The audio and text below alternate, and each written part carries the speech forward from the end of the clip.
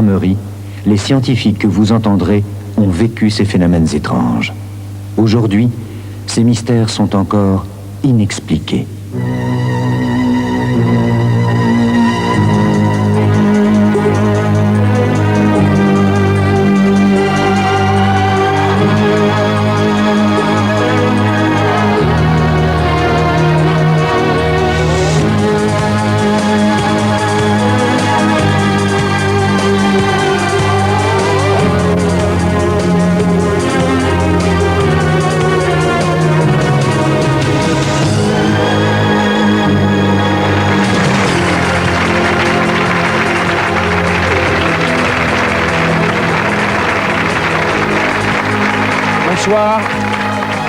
Bonsoir et bienvenue pour ce deuxième numéro de l'émission Mystère, émission que vous retrouverez à l'avenir tous les mois sur TF1. Je vous remercie d'avoir été très nombreux à apprécier notre première émission, c'était au début du mois de juillet. TF1 a donc décidé de continuer. Alors, calez-vous bien dans vos fauteuils, dans vos canapés, ouvrez grand vos yeux et vos oreilles parce que les histoires que nous allons vous raconter ce soir sont tout à fait hallucinantes. Et quand j'emploie ce mot, je ne veux pas dire, bien sûr, qu'il s'agisse d'hallucinations. Bien au contraire, ce ne sont que des histoires vraies, authentiques, vérifiées, même s'il s'agit de faits qui demeurent inexpliqués. Alors, ce soir, 4 cas, 4 mystères. Les voici. Un ovni, un objet volant non identifié, en France, en 80, dans le ciel de Provence. C'est une première mondiale. C'est une affaire d'OVNI qui laisse toute la communauté scientifique internationale très perplexe. Deuxièmement, un certain nombre de voyages aux portes de la mort. Tous ceux qui ont fait ce voyage racontent la même expérience. Qu'y avait-il au bout de ce tunnel? Où sont-ils allés? Mystère. Troisièmement, nous nous détendrons un peu avec une chasse au trésor. Nous rejoindrons les chasseurs de trésors qui, depuis des dizaines d'années, cherche à retrouver l'origine des milliards du fameux abbé Saunière, l'abbé de Rennes-le-Château, qui est mort en emportant son secret dans la tombe. Enfin, quatrième et dernier mystère, le destin absolument exemplaire, fabuleux, de Marthe Robin. Marthe Robin, la stigmatisée de la Drôme, une sainte déjà pour certains. Marthe Robin qui a passé 50 ans de sa vie sans manger, sans boire, ni dormir. Voilà donc les 4 mystères que nous proposons ce soir à votre curiosité, à commencer donc bien sûr par cette affaire de Trans en Provence. Je vous le disais, cet ovni est en quelque sorte une première mondiale. Il a amené les savants qui ont étudié ce dossier, qui est l'un des dossiers les plus importants jamais recensés sur ces affaires de ce genre, il les a amenés à se poser des questions absolument extraordinaires.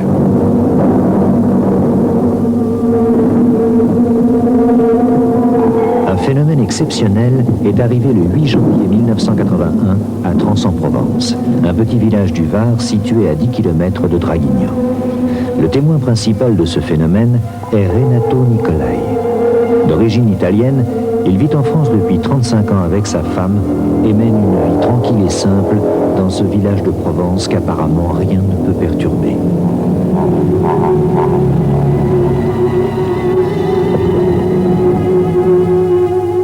Et pourtant, c'est ici que s'est produit un événement étrange que les scientifiques ne peuvent toujours pas expliquer.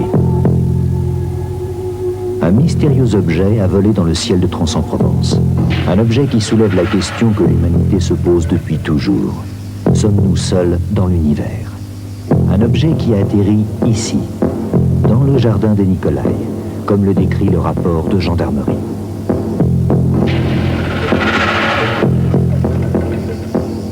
« 8 janvier 1981, 17h. Renato Nicolai bricole tranquillement. Quand soudain,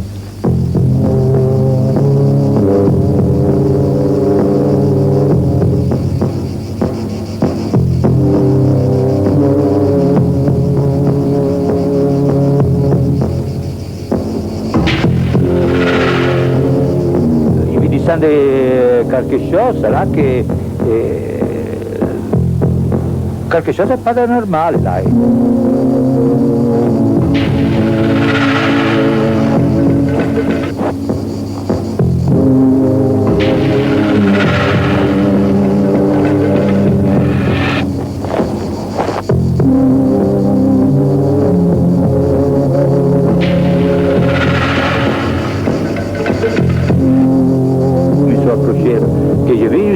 un engin per terra, un engin là, environ 3 metri, 3 metri e 50 là, su 1 metro e 50 d'altura là.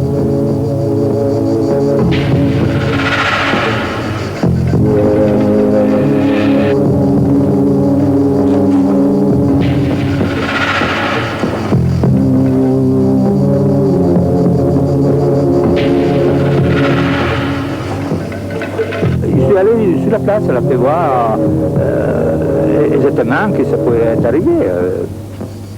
A-t-il rêvé? Est-il devenu fou? A-t-il eu une hallucination? Renato Nicolai s'inquiète. Mais soudain, il voit. La preuve qu'il n'est pas fou est là, marquée sur le sol comme une empreinte.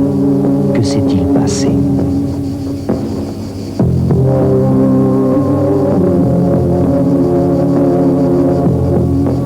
J'ai perçu delle tracce per terra là, un gel di brûlé, qu'il avait ripé un po' cet engin.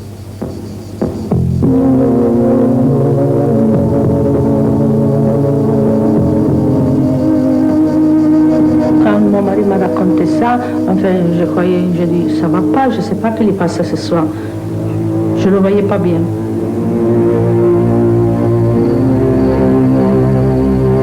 Dans la nuit, je n'ai pas trop dormi, je pensais à ça, je disais qu'est-ce qui arrive à mon mari, c'est pas possible. Je lui ai raconté des choses comme ça.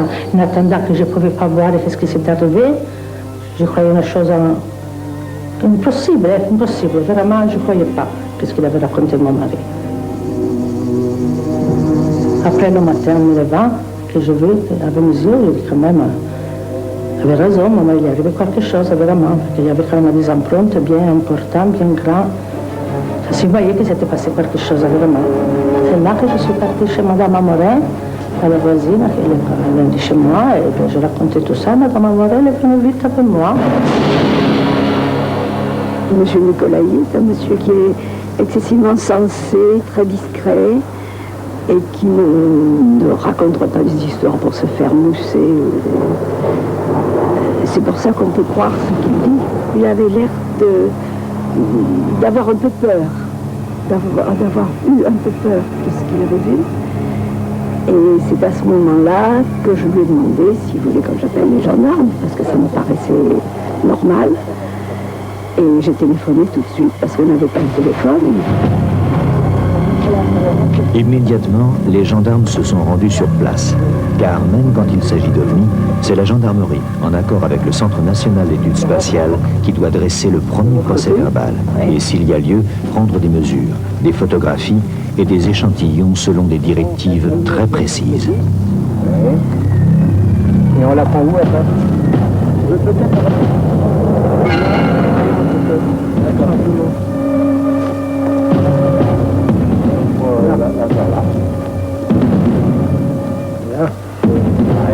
La photo numéro 5.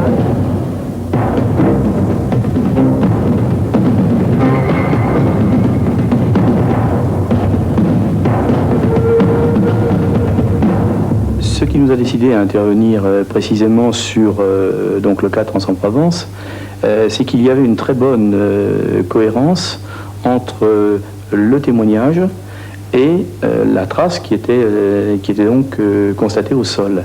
Et les gendarmes, lorsqu'ils ont effectué leur enquête, nous ont confirmé qu'il ne pouvait pas s'agir d'un canular orchestré par l'intéressé, ni même d'un phénomène naturel qui aurait pu être en relation avec, par exemple, un phénomène orageux, puisque nous étions dans une période où le temps était, dans cette région de Provence, particulièrement stable.